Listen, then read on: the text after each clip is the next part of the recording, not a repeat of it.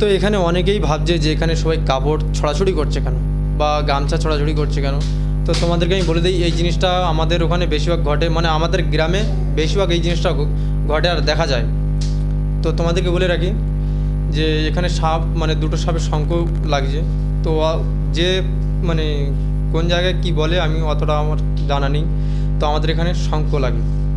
সাপে সাপে যখন শঙ্খ লাগে তখন নতুন কাপড় বা নতুন গামছা, নতুন ধুতি, যার বাড়িতে যেটা নতুন জিনিস মানে বস্ত্র থাকে সেই জিনিসটা ছুঁড়ে দেয়। কারণ ওর উপরে যখন সাপে এসে যখন শঙ্খ দেবে, হ্যাঁ, ওই নতুন কাপড়টার উপরে উঠে যখন সাপে শঙ্খ দেবে, সেই কাপড়টা নিয়ে যে যে কাজে যাবে সেই কাজে নাকি সফল হবে। তো এইটা আমাদের বেশিরভাগ সনাতন ধর্মের মানুষই করে। তো আমি তাদেরকে একটা কথাই বলি যে সত্যি কি এই কাপড় নিয়ে গেলে কি সফল হওয়া যায়? হ্যাঁ, তাদের কাছে একটাই প্রশ্ন।